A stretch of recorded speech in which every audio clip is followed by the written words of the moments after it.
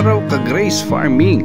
Sa video po natin, makikita po natin na po, pinapakita po natin yan na may mga maraming ipot na manok diyan sa mga diyan doon sa kulungan nila.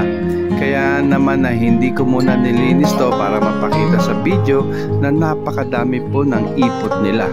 Opo, pagka madami po yung kanilang ipot, pagka madami yung ipot sa kanilang mga kulungan, ay talaga nga naman babaho at babaho po yan at mag-i-invite pa ng mga bangaw.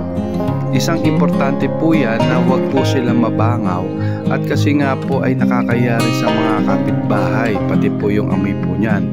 Pero doon sa pamamaraan po natin dito sa Grace Farming ay nagawa po natin maging odorless ang kanilang mga ipot, no po? Kaya napakaganda po. Kung mapapansin niyo po, wala pong mga bangaw na naglilipad-lipad, nagkukumpul-kumpul, pati nga doon sa kanilang yero. Yan po, napakalapit lang po ng mga kapitbahay po natin. Kaya isa po sa nagiging dahilan na pagtigil ng mga backyard sa pag-aalaga ng manok at mga baboy at kung ano-ano pa ay yung number one yung hindi nila makontrol yung baho. Kaya yan po, napakaganda po.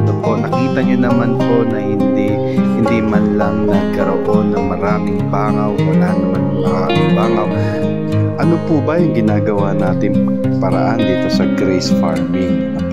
May marami na po tayong in-upload na video at pwede nyo pong panoorin, pwede nyo po kami subaybayan. Ang dami na po mga organic na pamamaraan sa pagkain po nila, organic na pamamaraan sa kanilang mga maintenance o yung para hindi po sila magkasakit, at marami rin pong organic na pamamaraan para doon sa ihahalo sa kanilang inumin tubig.